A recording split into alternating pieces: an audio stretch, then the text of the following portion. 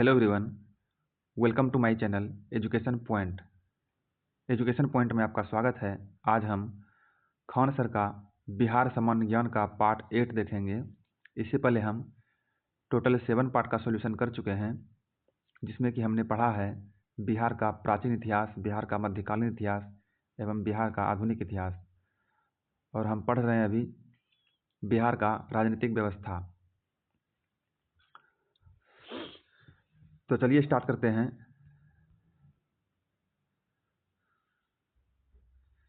कल का हमारा लास्ट प्रश्न था, पटना उच्च न्यायालय की स्थापना कब की गई थी? तो वो किया गया था 1916 में। उसी का ये नोट में दिया हुआ है, उसको देख लेते हैं। कलकत्ता उच्च न्यायालय की स्थापना 1862 ईस्वी में, बम्बई उच्च न्यायालय की स्थापना 1862 ईस्वी में, और मद्रास उच्च न्यायालय की स्थापना 1862 ईस्वी में, दिल्ली उच्च न्यायालय की स्थापना 1866 में, और इलाहाबाद उच्च न्यायालय की स्थापना 1866 में की गई थी। बिहार के उच्च न्यायालय के मुख्य न्यायाधीश कौन हैं? ये तो वर्तमान का क्वेश्चन अलग है, पहले ये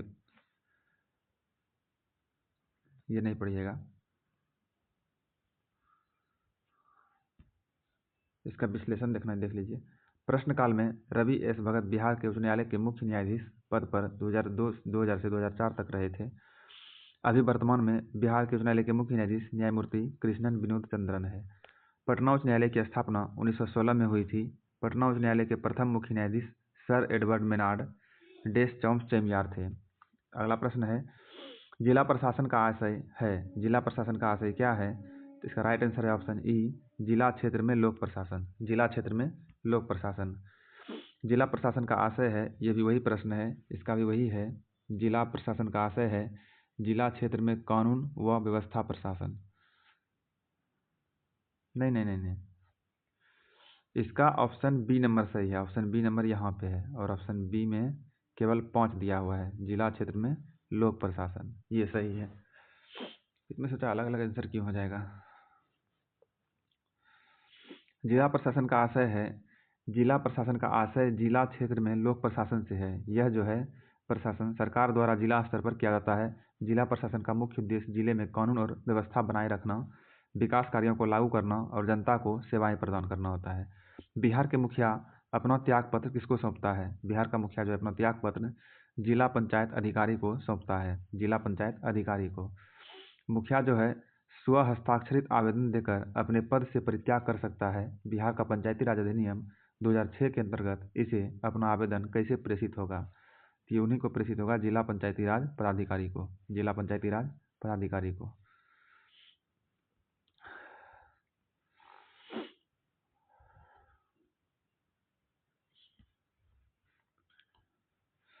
बिहार पंचायत अधिनियम 2006 के अनुसार मुखिया और उप मुखिया दोनों अपना त्याग पत्र जिला पंचायत अधिकारी को लिखित रूप से दे सकते हैं। त्याग पत्र देने के 7 दिन के भीतर अगर वे अपना त्याग पत्र वापस नहीं लेते हैं तो पद रिक्त माना जाएगा।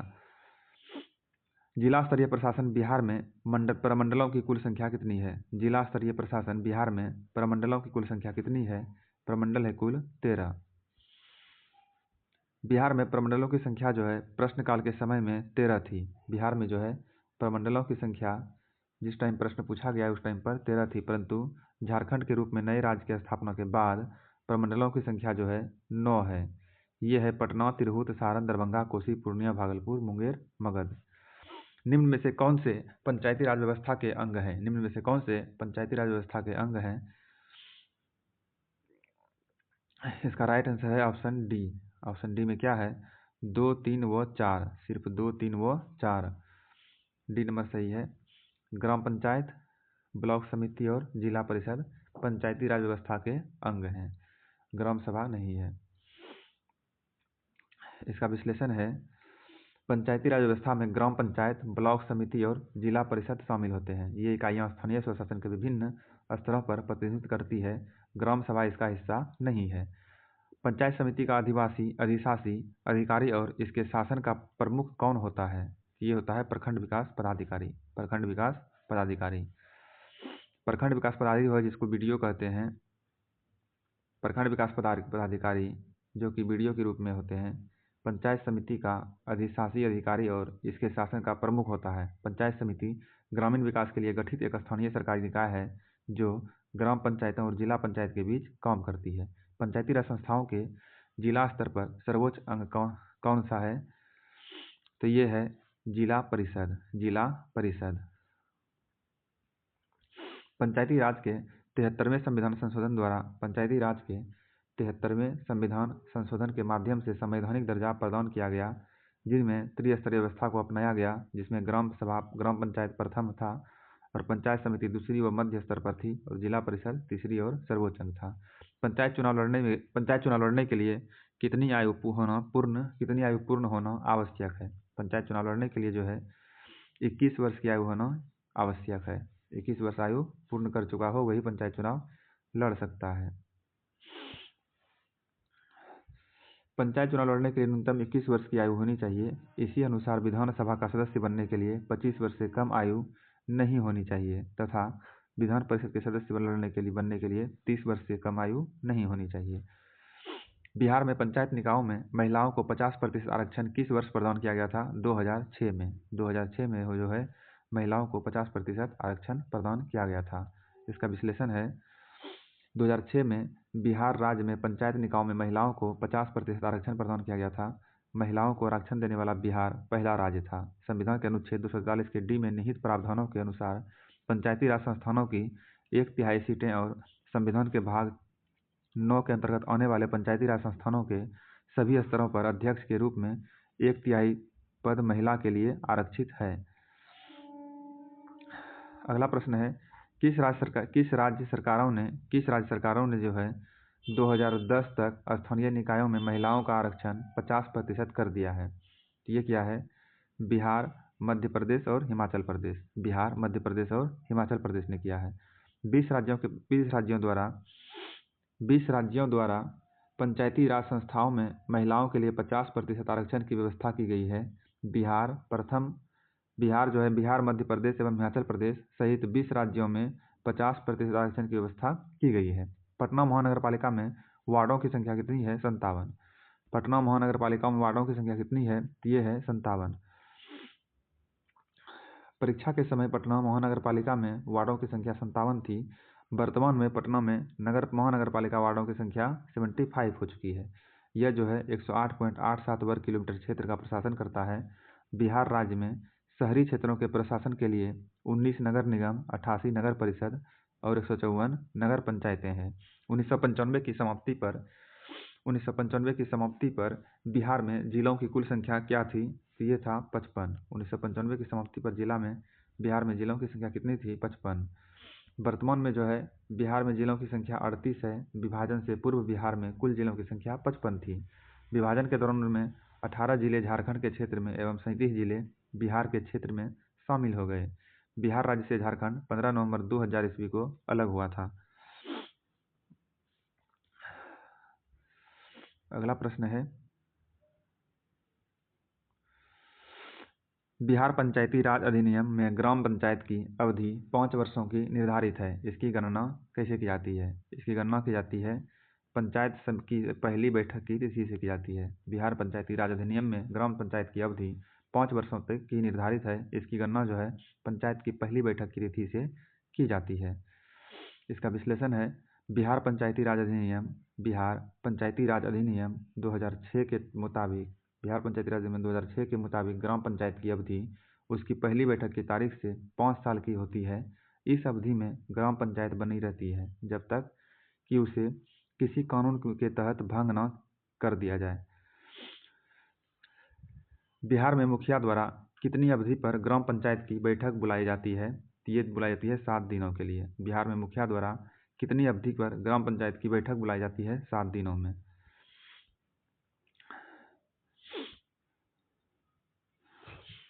बिहार पंचायती राज अधिनियम 2006 के अनुसार मुखिया द्वारा ग्राम पंचायत की सामान्य बैठक 7 दिनों के अंदर बुलाई जा सकती है। बिहार पंचायतों समिति की सामाजिक न्याय समिति का अध्यक्ष कौन होता है? बिहार के पंचायत समिति की सामाजिक न्याय समिति का अध्यक्ष कौन होता है? तो ये होता है पंचायत समिति के उप प्रमुख। बिहार के पंचायत समिति की सामाजिक न्याय समिति का अध्यक्ष पंचायत समिति का उप प्रमुख होता है। निम्नलिखित में से कौन सा संविधान संशोधन भू स्तर यानी पंचायत स्तर पर लोकतंत्र प्रदान करता है, तो ये करता है 73वां संविधान संशोधन। 73वां संविधान संशोधन। जमीनी स्तर पर लोकतंत्र की स्थापना, जमीनी स्तर पर जो है लोकतंत्र की स्थापना करने के लिए 73वें संविधान संशोधन अधिनियम 1992 के माध्यम से पंचायती राज संस्थान को संवैधानिक स्थिति प्रदान की गई थी और उन्हें देश में ग्रामीण विकास का कार्य सौंपा गया। पंचायत की वित्तीय स्थिति की समीक्षा कौन करता है? पंचायत की वित्तीय स्थिति की समीक्षा कौन करता है? तो ये करता है राज्य वित्त आयोग। राज्य वित्त आयोग। 73वें व 74वें संविधान संशोधन द्वारा 73वें व 74वें संविधान संशोधन द्वारा वित्त आयोग का गठन किया गया है। इस आयोग द्वारा राज्य सरकार को पंचायतों व नगर पालिकाओं की धन वितरण के संबंध में सिफारिश करना है। अगला प्रश्न है,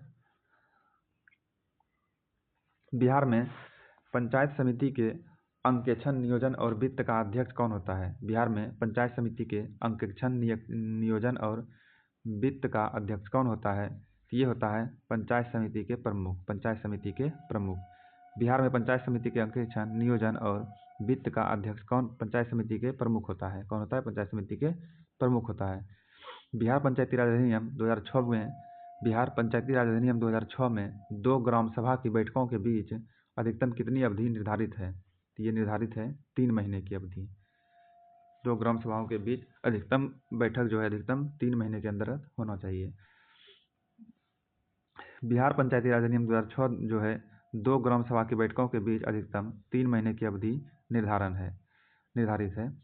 अपील की सुनवाई में जो है ग्राम कचहरी में न्यूनतम पंचों की गणपूर्ति नियमतः क्या होनी चाहिए? तो ये होनी चाहिए 7। ये होनी चाहिए 7।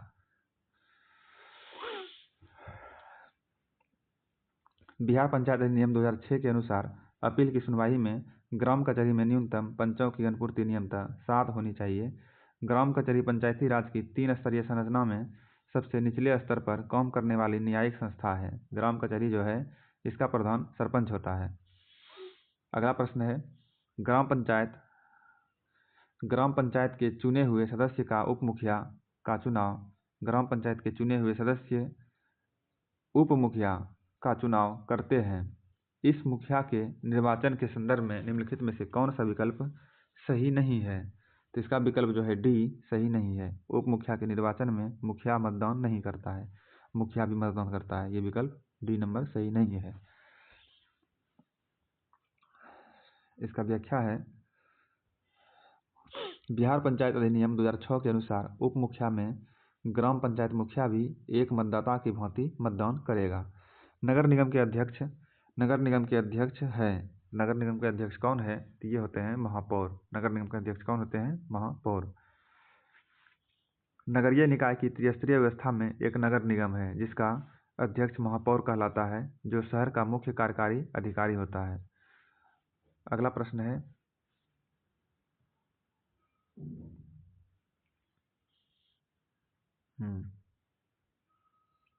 बस बिहार में ग्राम पंचायतों का अंतिम चुनाव हुआ था। बिहार में ग्राम पंचायतों का अंतिम चुनाव कब हुआ था? तो ये हुआ था 1978 में। 1978 में बिहार में ग्राम पंचायतों का अंतिम चुनाव हुआ था। बिहार में ग्राम पंचायतों का अंतिम चुनाव 1978 ईस्वी में हुआ था। यह जो है संयुक्त बिहार झारखंड शहीद का चुनाव था। यहाँ 1952, 1955, 1958, 1962, 1972, 1978 में पंचायती चुनाव कराए गए थे। पहली बार 1952 में कराए गए थे, लास्ट बार 1978 में करवाया गया था। बिहार सूचना आयोग की स्थापना कब हुई थी? बिहार सूचना आयोग की स्थापना कब हुई थी? 2006 ईस्वी में। 2006 ईस्वी में जो है बिहार सूचना आयोग की स्थापना हुई थी। बिहार राज्य सूचना आयोग सूचना का अधिकार अधिनियम 2005 के तहत बना एक संवैधानिक निकाय है। इसकी स्थापना जून 2006 में हुई थी। इस आयोग का मुख्य काम था सूचना का अधिकार अधिनियम के तहत सौंपे गए कामों को पूरा करना। सूचना का अधिकार अधिनियम 2005 के तहत सभी नागरिकों को सूचना का अधिकार है। अगला प्रश्न है, बिहार लोक सेवा आयोग के अध्यक्ष और सदस्यों की नियुक्ति कौन करता है? बिहार लोक सेवा आयोग के अध्यक्ष और सदस्यों की नियुक्ति कौन करता है? ये करता है राज्यपाल करता है। अनुच्छेद 316 के अनुसार बिहार लोक सेवा आयोग के अध्यक्ष और सदस्यों की नियुक्ति राज्यपाल करता है। अनुच्छेद 316 के अनुसार बिहार लोक सेवा आयोग के अध्यक्ष और सदस्यों की नियुक्ति राज्यपाल करता है। अगला प्रश्न है, बिहार में मानवाधिकार आयोग का गठन कब हुआ था? बिहार में मानवाधिकार आयोग का गठन कब हुआ था? 2000 ईस्वी में। बिहार मानवाधिकार आयोग का स्थापना कब हुई थी? तो ये हुई थी 3 जनवरी 2000 ईस्वी को। इसका विश्लेषण देख लेते हैं। बिहार राज्य में मानवाधिकार आयोग की स्थापना 3 जनवरी 2000 ईस्वी को की गई, परंतु उसका औपचारिक गठन 25 जून 2008 ईस्वी को किया गया। इसका उद्देश्य था राज्य में मानवाधिकारों की सुरक्षा और संवर्धन करना। यह आयोग मानवाधिकार उल्लंघन से संबंधित मामलों की जांच और उनके निवारण की जिम्मेदारी उठाता है। अगला प्रश्न है, बिहार लोक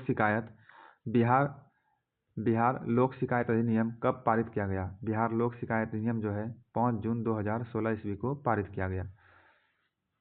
सर्वसाधारण की शिकायतों का एक निश्चित समय सीमा में समाधान कराने के उद्देश्य से 5 जून 2016 ईस्वी में पूरे राज्य में बिहार लोक शिकायत निवारण अधिनियम लागू किया गया है।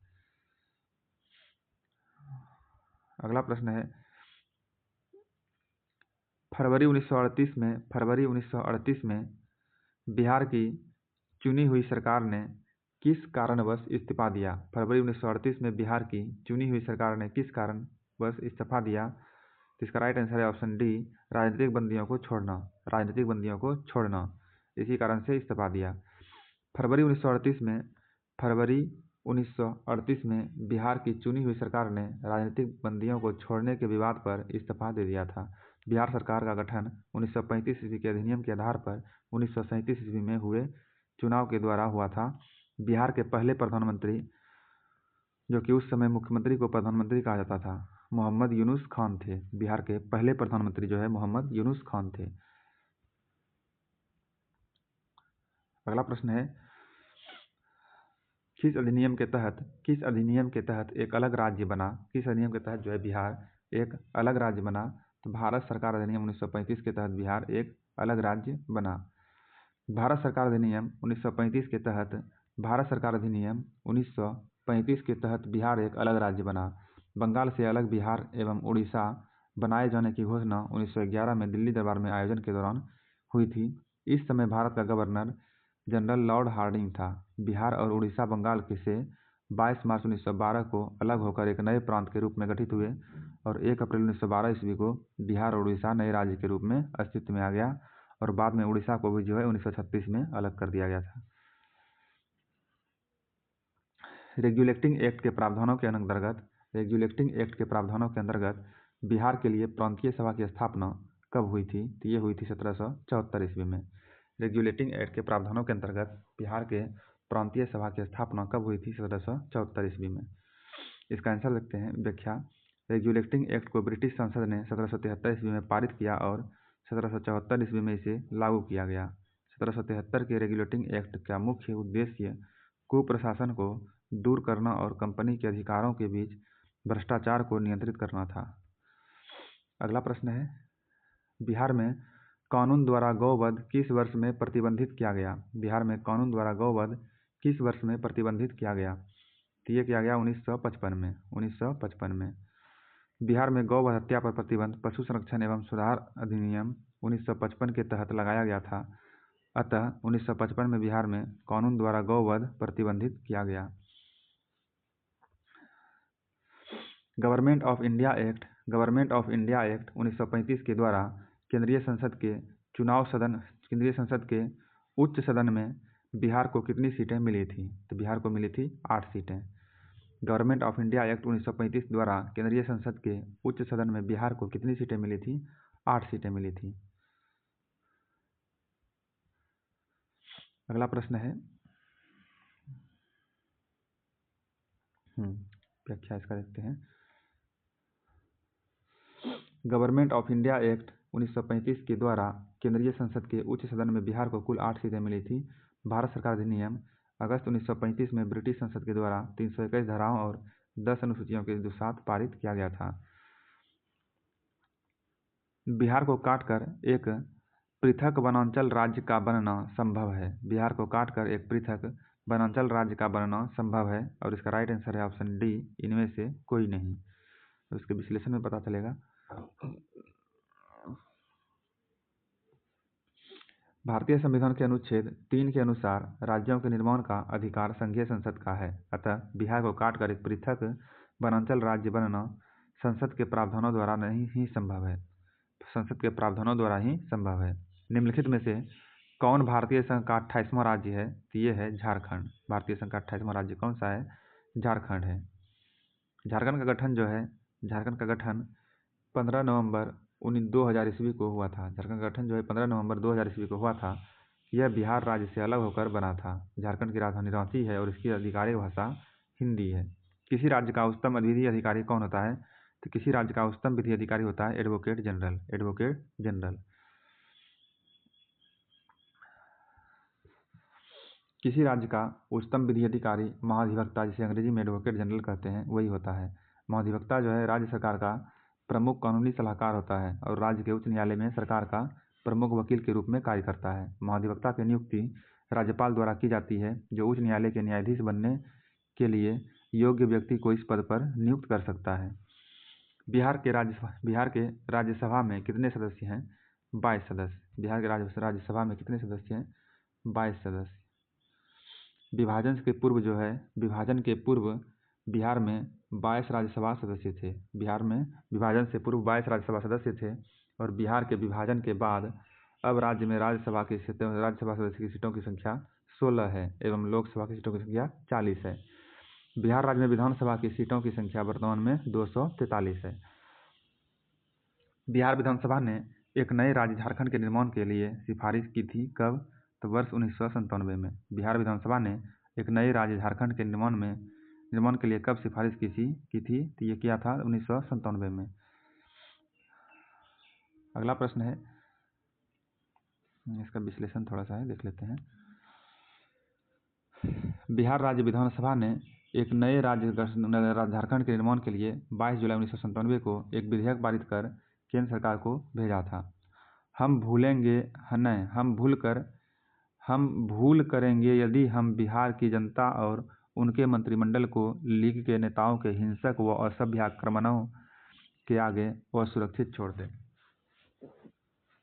कथन है एक कि हम भूल करेंगे यदि हम बिहार की जनता और उनके मंत्रिमंडल को लीग के नेताओं के हिंसक व असभ्य आक्रमणों के आगे असुरक्षित छोड़ देंगे। वर्ष 1946 में यह बात किसने कही थी? ये कहा था सरदार पटेल ने।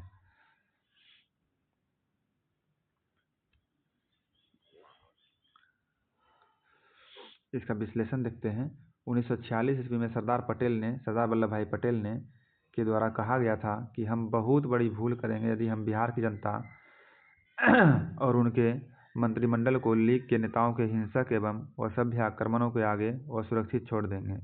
सरदार वल्लभ भाई पटेल ने 552 देशी रियासतों को इकट्ठा कर राज्यों का निर्माण किया था। इसलिए भारतीय एकीकरण का जनक सरदार वल्लभ भाई पटेल को कहा जाता है।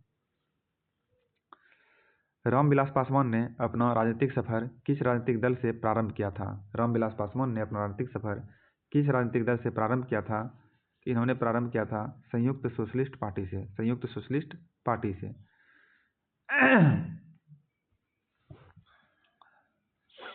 1960 के दशक में रामविलास पासवान अपने राजनीतिक सफर की शुरुआत संयुक्त सोशलिस्ट पार्टी से की थी। आपातकाल के बाद 1977 के लोकसभा चुनाव से वह तब सुर्खियों में आए जब उन्होंने हाजीपुर सीट पर 4 लाख से अधिक मतों का रिकॉर्ड से अंतर जीत हासिल की। कालांतर में उन्होंने लोक जनशक्ति पार्टी का गठन किया और कई सरकारों में कैबिनेट मंत्री रहे। 8 अक्टूबर 2000 को उनका देहांत हो गया। अगला प्रश्न है, नागरिकता संशोधन बिल का समर्थन निम्नलिखित में से किसने किया था? तो ये किया था जेडीयू ने। नागरिकता संशोधन अधिनियम 2019 का समर्थन बिहार से जेडीयू जनता दल यूनाइटेड ने किया। जदयू के प्रमुख नेता बिहार के नीतीश कुमार हैं, जो वर्तमान में बिहार के मुख्यमंत्री के पद पर आसीन हैं। निम्नलिखित में से स्वतंत्रता संग्राम का कौन सा नेता बिहार विभूति कहलाता है? निम्नलिखित में से स्वतंत्रता संग्राम का कौन सा नेता जो है बिहार विभूति कहलाता है? तो ये कहलाता है अनुग्रह नारायण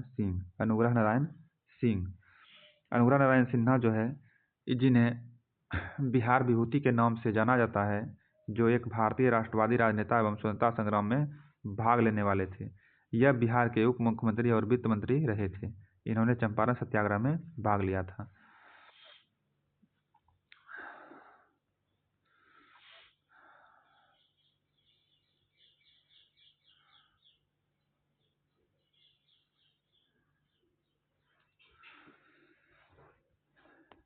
बिहार में पहली बार राष्ट्रपति शासन कब लगाया गया था? बिहार में पहली बार राष्ट्रपति शासन लगाया गया था 1968 ईस्वी में। 1968 ईस्वी में जो है बिहार में पहली बार राष्ट्रपति शासन लगाया गया था। बिहार में पहली बार राष्ट्रपति शासन 1968 में लगाया गया था। उस समय की राजनीतिक परिस्थिति और अस्थिरता के कारण राज्यपाल द्वारा यह स्थगन घोषित कर दिया गया था।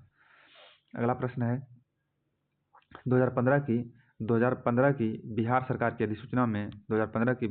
की अधिसूचना में किस समुदाय को अनुसूचित जाति के रूप में वर्गीकृत किया गया था, जिसे जुलाई 2024 में सुप्रीम कोर्ट ने यह कहते हुए रद्द कर दिया कि राज्य संविधान के अनुच्छेद 341 के तहत प्रकाशित एससी सूची में बदलाव नहीं कर सकते हैं। तो ये था तौती और ततवा, एक ही है तौती ततवा। 2015 की अधिसूचना में बिहार सरकार ने तौती ततवा समुदाय को अनुसूचित जाति के रूप में सूचीबद्ध किया। जुलाई 2024 में जो है सुप्रीम कोर्ट ने इसे रद्द कर दिया, यह कहते हुए कि राज्य सरकारें अनुच्छेद 341 के तहत एससी सूची बदलने का अधिकार नहीं रखती। बाबू जगजीवन राम का जन्म कहाँ हुआ था? बाबू जगजीवन राम का जन्म हुआ था बिहार में। बाबू जगजीवन राम का जन्म कहाँ हुआ था? बिहार में ही हुआ था।